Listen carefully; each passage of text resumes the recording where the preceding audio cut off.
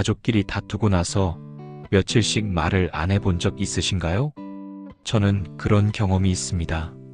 사실 가족만큼 가까운 사람이 없으면서도 가족만큼 마음을 상하게 하는 존재도 드물죠.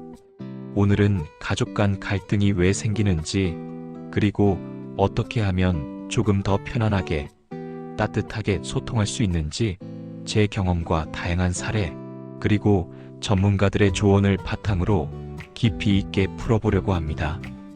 혹시 지금 가족과의 대화가 어렵거나 최근에 서운한 일이 있으셨다면 오늘 영상이 조금이나마 도움이 되셨으면 좋겠습니다. 1. 가족 갈등. 누구에게나 찾아온다. 먼저 가족 간 갈등은 누구에게나 찾아올 수 있다는 말씀을 드리고 싶어요. 저 역시 평범한 가정에서 자랐고 지금도 가족과 함께 지내고 있습니다. 어릴 때는 부모님 말씀을 그냥 듣기만 했고 그게 당연하다고 생각했죠. 하지만 나이가 들고 각자 생활이 바빠지면서 서로의 생각이 다르다는 걸 점점 더 많이 느끼게 되더라고요. 예를 들어 볼게요. 몇 년 전 제가 직장을 옮기기로 했을 때 가족들과 큰 의견 충돌이 있었습니다. 부모님은 안정적인 직장을 그만두는 게 이해가 안 된다고 하셨고, 저는 제 인생을 제가 선택하고 싶었어요. 그때 서로의 말을 제대로 듣지 않고 각자 감정만 앞세우다 보니 한동안 집안 분위기가 정말 냉랭했습니다. 이런 경험 여러분도 있으시죠? 가족이니까 당연히 내 마음을 알아줄 거라고 생각하지만 사실 가족도 내 마음을 모를 때가 많습니다. 2. 왜 가족끼리 소통이 어려울까? 가족은 오랜 시간 함께 지내왔기 때문에 서로를 너무 잘 안다고 착각하기 쉽습니다. 그래서 오히려 마음을 제대로 표현하지 않고 이 정도는 말 안 해도 알겠지라고 생각하죠. 하지만 사람은 누구나 다르고 같은 가족이라도 생각과 감정은 제각각입니다. 전문가들은 가족 간 갈등의 주요 원인으로 기대치의 차이, 소통 방식의 차이, 그리고 미해결된 감정의 누적을 꼽습니다. 예를 들어 부모님은 자녀가 항상 자신의 기대에 부응하길 바라지만 자녀는 자신의 삶을 스스로 결정하고 싶어 하죠. 이런 기대의 차이가 충돌로 이어집니다. 또한 가족끼리는 감정을 솔직하게 표현하기보다 돌려서 말하거나 아예 말을 하지 않는 경우가 많아요. 그러다 보니 오해가 쌓이고 작은 일도 큰 싸움으로 번지게 됩니다.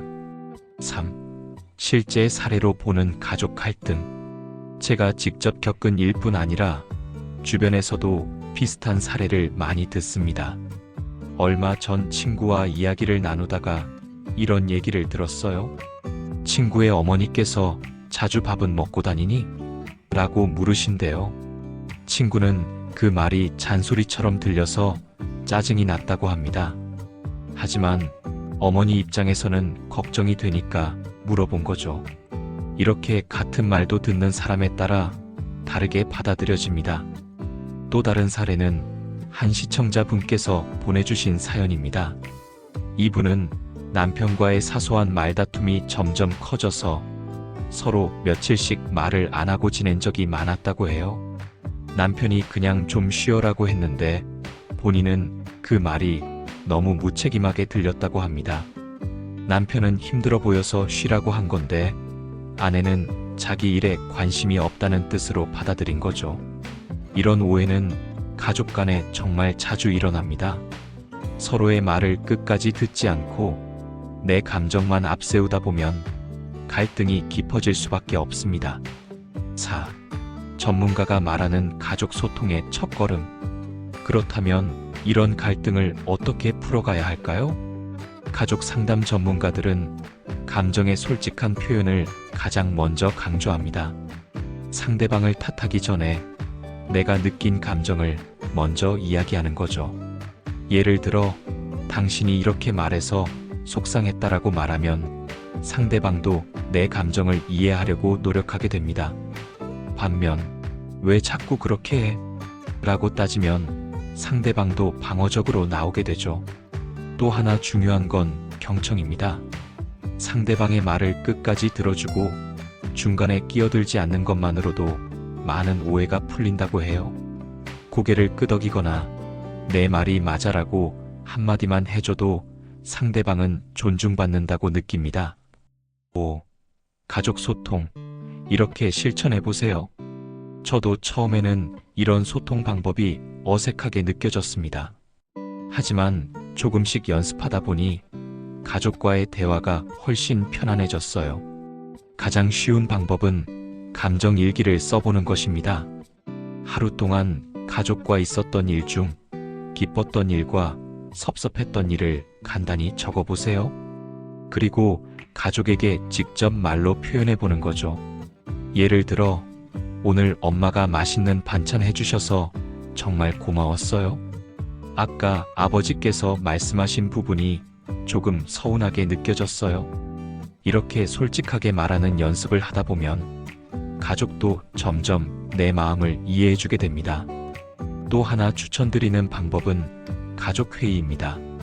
일주일에 한 번 가족끼리 모여서 각자 하고 싶은 말이나 고민을 나누는 시간을 가져보세요. 처음에는 어색할 수 있지만 점점 대화가 자연스러워집니다.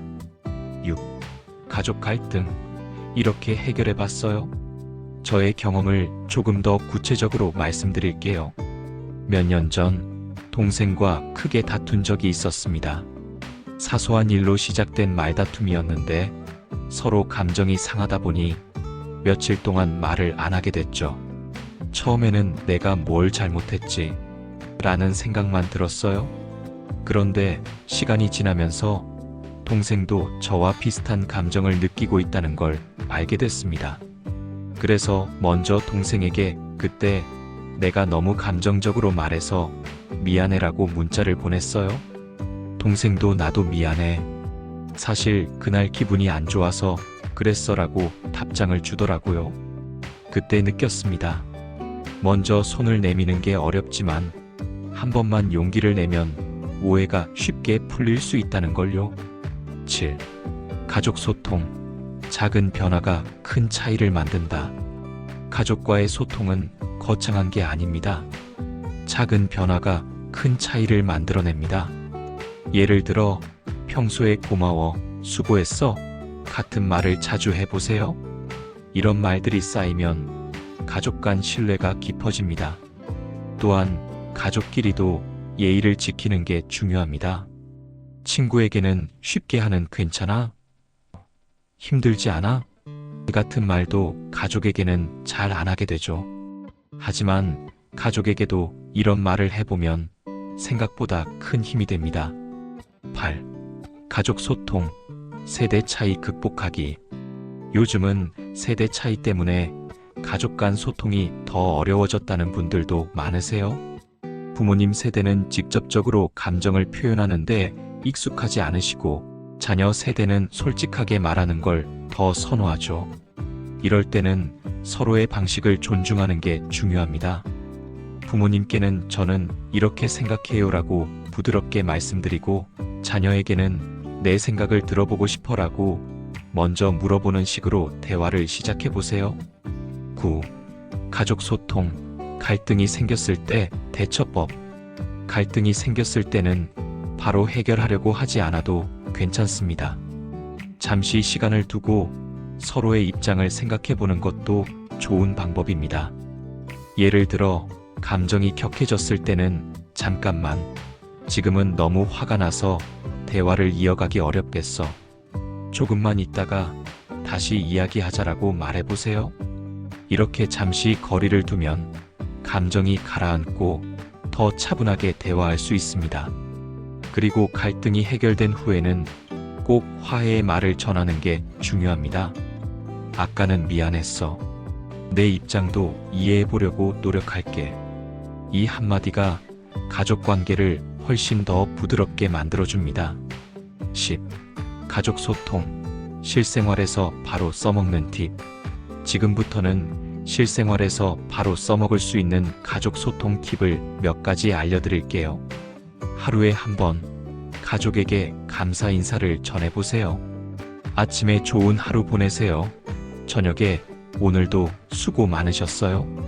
이렇게 간단한 인사만으로도 가족의 하루가 달라집니다. 가족과 함께하는 시간을 정해보세요. 일주일에 한 번 함께 산책을 하거나 맛있는 음식을 먹으면서 대화를 나누는 시간을 가져보세요. 가족의 말을 끝까지 들어주세요. 중간에 끼어들지 않고 고개를 끄덕이며 들어주는 것만으로도 상대방은 존중받는다고 느낍니다. 갈등이 생겼을 때는 감정을 솔직하게 표현하세요. 지금 이 말이 조금 서운하게 들렸어요. 저는 이런 부분이 힘들었어요. 이렇게 내 감정을 먼저 이야기하면 상대방도 내 마음을 이해하려고 노력하게 됩니다. 11. 가족 소통, 전문가의 조언. 가족 상담 전문가들은 가족 소통에서 가장 중요한 두 가지를 강조합니다. 첫째, 감정의 솔직한 표현. 둘째, 경청. 감정의 솔직한 표현이란 내 마음을 숨기지 않고 상대방에게 전달하는 것입니다. 예를 들어, 오늘 엄마가 해주신 음식이 정말 맛있었어요. 아버지께서 해주신 말씀에 힘이 났어요. 이렇게 긍정적인 감정도 자주 표현해 보세요. 경청은 상대방의 말을 끝까지 들어주는 것입니다. 중간에 끼어들지 않고 상대방의 말을 인정해주는 태도가 중요합니다. 이 두 가지만 잘 지켜도 가족 간 소통이 훨씬 더 원활해질 수 있습니다. 12. 가족 소통, 시청자 사연과 함께. 오늘은 시청자 여러분께서 보내주신 사연도 함께 나눠보려고 합니다. 첫 번째 사연은 60대 여성 시청자분의 이야기입니다. 이분은 성인이 된 자녀와의 소통이 어렵다고 하셨어요. 자녀가 집에 오면 방에만 들어가 있고 대화가 거의 없다고 합니다.